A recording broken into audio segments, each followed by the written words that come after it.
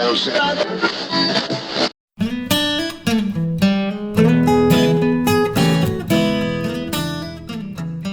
and welcome to Wise About Texas, the Texas History Podcast. This is your host, Ken Wise. Thanks so much for tuning in today for a little bit of Texas history. We're recording and releasing this podcast in January of 2026. Happy New Year to everybody. Hope everybody had a good holiday. Finally getting some cool weather down here in Texas, southern part of Texas, which is always a welcome thing, but doesn't ever last long. What's coming up this spring? We're in the 190th anniversary of the Texas Revolution, of course. This time, back in 1836, we had already seized Behar, and we're occupying the Alamo, and little did we know that Santa Anna was on his way and would arrive in a couple of weeks. So that's what was going on 190 years ago. Upcoming event in Irving, Texas, March 4th through 7th, is the annual meeting of the Texas State Historical Association. So if you're not registered for that, get on it. It's going to be great. I'm going to be hosting one presentation as a commentator.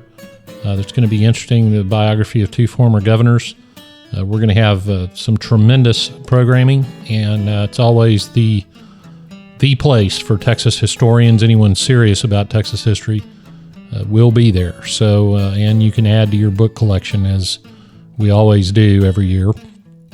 So be sure and register for that. You could go to am.tsha.events and register for that meeting. And we'll see you there for sure. Well, today I want to talk about, even though we're in the Texas Revolution period, I want to talk about something that happened a few years prior to the actual Texas Revolution, but was kind of a good example of the conditions in Texas for the years running up to the revolution.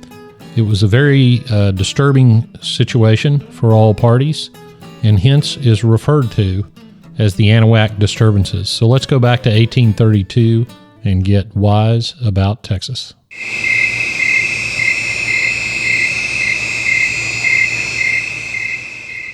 Okay, back in the early 1800s, immigration started from the United States into Texas through Louisiana. Settlers were starting to cross to take advantage of the fertile land that existed, especially along the Trinity River, and settlers began settling there, and Mexico knew this and welcomed them. This was as the impresarios were cranking up their system of land contracts, and the chaotic nature of Mexican politics during this time. They couldn't figure out what their immigration policy was, what their laws were going to be. They definitely had some customs duties and some importation fees, et cetera, that they wanted to place on commerce to raise money. But of course, the area we're discussing across the Sabine from Louisiana, along the Trinity River in far southeast Texas, is about as far from Mexico City as you're going to get and still be in New Spain or Mexico. So it was very hard to govern that area. Now, one turning point in the Mexican government's attempt to not only form itself, but deal with this problem of immigration to Texas. And let's set it against the larger context, of course. We've got Louisiana. The United States has purchased Louisiana. So the United States is now on the Mexican border of the Sabine River, right next to Texas. So they've got to do something with Texas. And back then, if you wanted to claim the land for your own, you had to control the land. And we've talked at length on this podcast what that meant. And it was a particular problem in Texas because you had people wanting to come into Texas from the United States, and then you had the Comanche frontier on the north. And the Spanish were unable to handle that.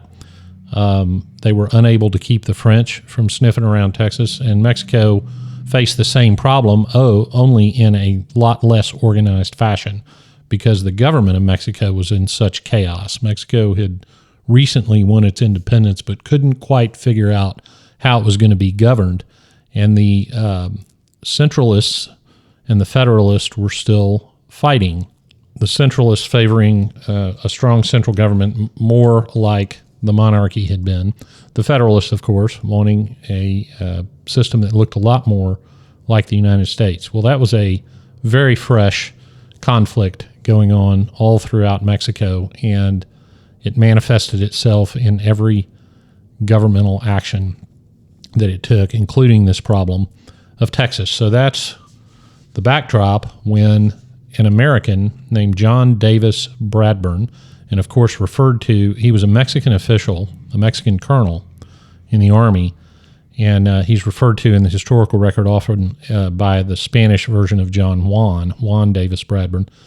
Juan Davis Bradburn was sent with some troops to find an appropriate place on Galveston Bay to set up a town and a fort, a Mexican garrison. And so he picked a spot called Perry's Point that was on a bluff overlooking, kind of at the mouth of the Trinity River, overlooking Galveston Bay. And so he picked that spot as a strategic point to set up the garrison. Now, this is in October of 1830. Well, let's go back to April 1830 and remember all that chaos in the government resulted in the law, what they call the Law of 1830, which purported to cease immigration, all Anglo immigration, into Texas, and in an attempt to try to focus on immigrants from Europe and other parts of Mexico. So Bradburn sets this town up. He names it Anahuac, and one of his duties is to start not only to enforce that law of 1830, but to start enforcing the customs laws and duties laws, which they had not been enforcing. So in other words, they had not been enforcing the laws respecting commerce, and they had not been enforcing the immigration laws, which of course would have been hard to do because they changed all the time. Well, Bradburn was sent by the central government down in Mexico City, and he soon ran into a problem because the state government, the state of Coahuila, Tejas, had sent its own commissioner to the area, Jose Francisco Madero. Madero's job was to issue land titles to the settlers that were already in Texas. The Mexican government had promised them that they would get titles to the land that they had been living on for years. The approval for those titles, by the way, had occurred not only at the state level, but also the national level. Now, you can already see where the conflict's going to start to occur. Centralists are going to say, well, the only thing that counts is things that come out of Mexico City, and the Federalists will say, no, anything that comes out of the state government is just fine. Bradburn's position was that the law of 1830 nullified the agreements, actually nullified probably the land grants. If you were to ask him, he probably would have said, no, these all of a sudden are illegal immigrants. So you can guess what Bradburn did. He arrested Madero. Well, that caused a few problems, as you might imagine. The state government of Coahuila, Tejas appealed to Mexico City, and they ordered Bradburn to release Madero, and Madero quickly started issuing land titles. He also organized a municipality, which was another one of his duties. He also formed the governing council, the Ayuntamiento, I never do say that right, the Ayuntamiento, to govern this new town, which was named Liberty. Well, that got under Bradburn's skin because Bradburn had just decided to establish his town of Anahuac, and the two are close enough together that there was going to be a problem. Then came an official of the central government, General Terán. General Terán shows up in 1831. He's the commandant of the eastern interior provinces. That would include Texas. Now, Terán incidentally produced a report. He was visiting the colonies to report to the central government what the Anglo settlers were up to. And it's that report where he warned the central government that there was going to be trouble because these settlers walked around with their constitutions in their pockets demanding their rights, which was not in accord with the Mexican government's idea of how things ought to be done. So Tehran shows up. He doesn't like the idea of the governing council at Liberty. He moves it to Anahuac, and he orders Bradburn to start going over everything that Madero had done, including those titles. Well, you can imagine the consternation that caused. He also ordered the collection of duties from all the ships. Now, the ships hadn't had to pay up to this point. So in their opinion, Tehran was going backwards and creating or enforcing laws retroactively, which is just not going to work for Americans. There was also a little bit of a catch. The customs collector for Velasco at the mouth of the Brazos River had not arrived. And so all the ship captains at the mouth of the Brazos were ordered to sail through Anahuac, which is about a 4, 5, 6 day trip, to pay their duties at Anahuac. Well, that for sure was not going to work. Then we had a couple of more incidents. In one incident, some Mexican soldiers found a woman alone in her house. They entered the house, attempted to assault her. She actually fought them off long enough until some men happened to by, thank goodness, and captured the soldiers. They proceeded to tar and feather one of them and parade him in front of Bradburn and the Mexican garrison. And you can imagine how that inflamed the population.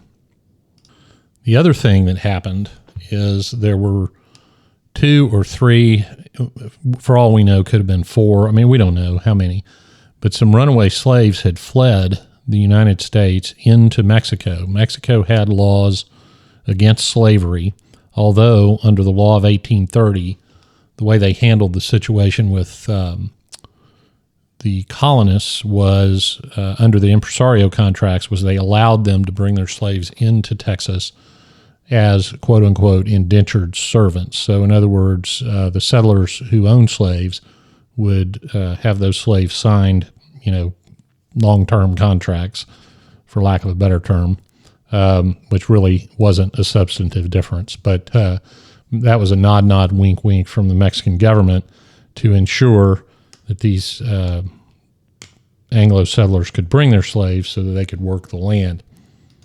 But these were slaves that had fled the United States and sought refuge from Bradburn. So Bradburn put them to work. He gave them sanctuary, but then he made them work. So I'm not sure their situation really changed all that much. But that infuriated the colonists as well, who viewed it as stealing property. So there were some slave catchers chasing these slaves, and they ended up hiring a couple of young lawyers in Anahuac to try to get these slaves released to be returned to their owners in the United States. Those young lawyers were William Barrett Travis and Patrick Jack.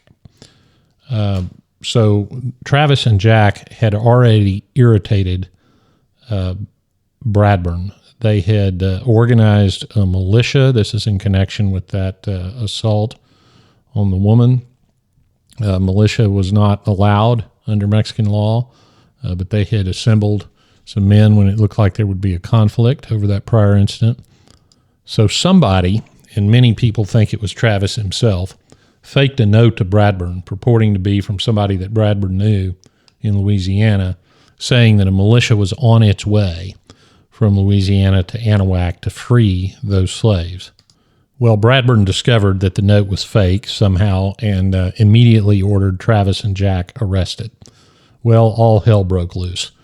Hundreds of men from the Brazos area began marching to Anahuac to free Travis and Jack. And I need to mention at this point some context that many listeners have heard before, but it's important.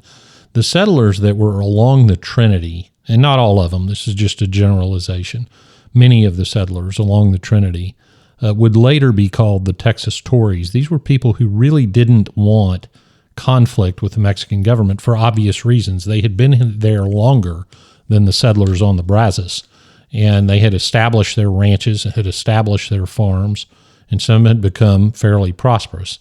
The recent immigrants, largely along the Brazos, and that would have been Austin's colony, these folks were new, and they were just getting established, and they were commonly called the War Party, and they were advocating immediate independence and were just extraordinarily intolerant of the restrictions that Mexico had put on the settlers, even though those restrictions weren't enforced too strictly. So here come the folks from the Brazos ready to get into a shooting match with Bradburn and his troops to free Travis and Jack. Well, they decide to camp in an area along Turtle Bayou near Anahuac, and in doing so run into some cavalry that Bradburn had sent out and captured them all. So now this militia has Mexican prisoners, and Bradburn has Travis and Jack. So there was a little bit of a skirmish, and then finally the parties agreed to at least exchange their prisoners. So the Texas militia releases the cavalrymen to Bradburn, and Bradburn goes back on his word and refuses to release Travis and Jack. Now, during this time, word had been sent to Brazoria to bring some cannons that were at Brazoria to Anahuac because there was going to be a fight. So there was a group sailing these cannons down the Brazos, and as they pass the Mexican garrison at Velasco, they end up in a shooting match, which we now call the Battle of Velasco, while they were trying to get out with those cannons. So that's happening while this militia is camped on Turtle Bayou. Well, they took the opportunity to do that most American of things and draft some resolutions that they could publish explaining what they were doing. So they drafted what are now called the Turtle Bayou Resolutions. So these are directed against the government, Mexican government of Bustamante, who was the president, purported president of Mexico at this time. So let me read from the Turtle Bayou Resolutions. And this is against the central government. Here are the things they complained about. First, by their repeated violations of the Constitution, that's the 1824 Constitution, laws, and their total disregard of the civil and political rights of the people.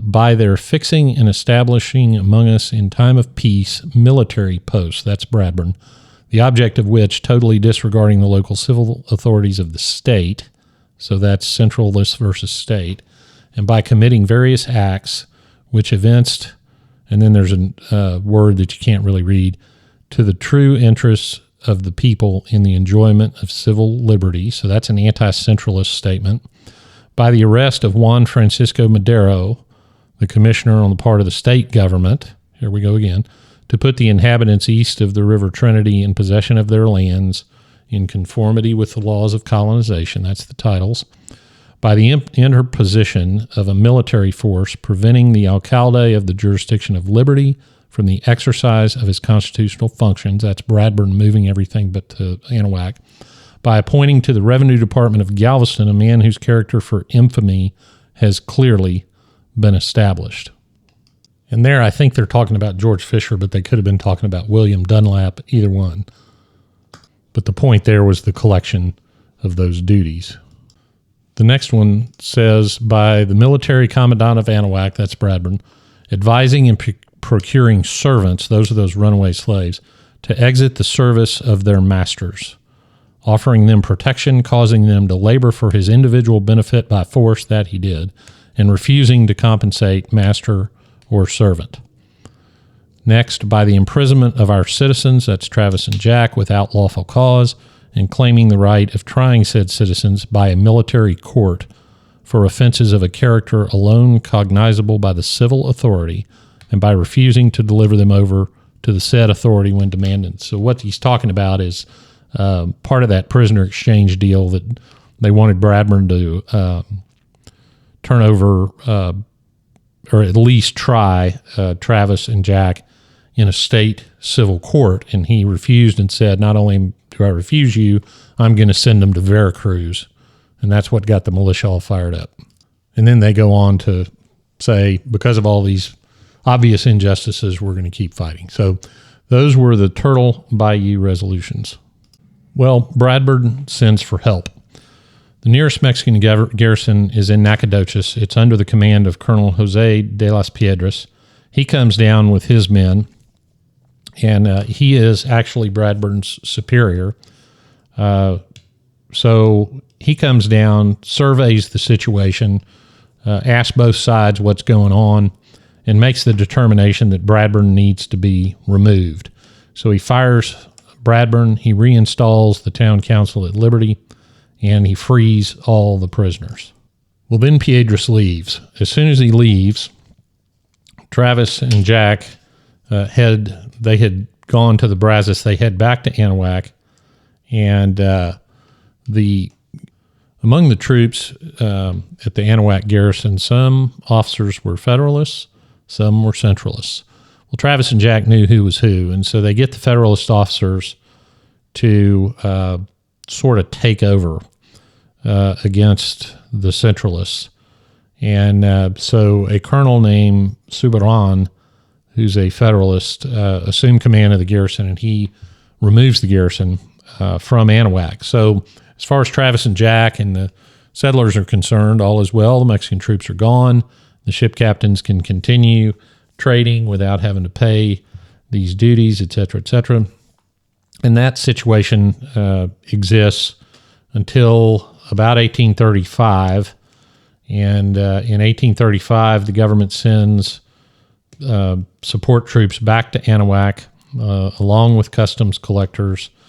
There's more disturbances of a fashion. Famously, an early Texas settler named Andrew Briscoe, who went on to become a very prominent citizen in the area. Briscoe decides to make fun of the captain. The captain's name was Tenorio, and he starts loading bricks into his ship, but makes it look like he's surreptitiously loading goods. And so the captain discovers it's bricks, which is not illegal and not collectible, so he arrests Briscoe. Travis hears about it, and San Felipe gets involved again, sails to Anahuac with some troops, disarms the Mexican garrison. That stirs up the population. The problem was Stephen Austin was in Mexico City, so everybody just wanted to calm down. So Travis wasn't real popular by that time in Anahuac. But anyway, that happened in 1835 over the summer, but it didn't matter because, of course, in October of 1835, the real revolution started. So that's the story of the Anahuac Disturbances. It was a pretty good microcosm of the conflict between settlers used to a federalist government in the United States and the Mexican government, chaotic though it was, but also the conflict within the Mexican government itself between the centralists and federalists. And a good lesson that if your government is in chaos and the law is not enforced and obeyed, bad things happen. Well, now we come to the part of the episode I call Getting There, where I tell you how to see a couple of the places I talk about during the episode. Let's focus on both Anahuac and Liberty. The town of Anahuac's in the same place. Go out I-10 east of Houston, across the Trinity River, turn south on Highway 61. That'll take you right into Anahuac. Beautiful town, lots of history, and great people. Now, just when you turn south on Highway 61, you're going to see a road to your right called White Memorial Park Road. White Memorial Park Road. If you turn right and go down there just a little ways, you'll see the historical marker near where the Turtle Bayou resolutions were actually drafted. That's where that militia was camped. And then when you go into town, you'll see Fort Anahuac Park, and you'll see several historical markers. And that's the area where a lot of what happened in this episode took place. The town of Liberty is north of Anahuac. It's on Highway 90. Highway 90 runs east-west as well. And if you go out Highway 90, that runs right through the town of Liberty. You can see the courthouse square where that was plotted out by Madero. Also, the Sam Houston Regional Library and Research Center, which is a part of the Texas State Library and Archives Commission system, is located in Liberty. It's a beautiful building, which resembles the White House. It's at 650 FM 1011, FM 1011. And it's a very interesting place to visit. Well, that wraps it up for this episode of Wise About Texas. Thanks for listening today. If you want to support the preservation and promotion of Texas history, go to patreon.com/wiseabouttexas. Find us on Facebook and like the page. And you can find us on Twitter and Instagram at Wise About Texas. Thanks again for listening today. Go out and do something for Texas today. And until next time, God bless Texas, and we'll see you down the road.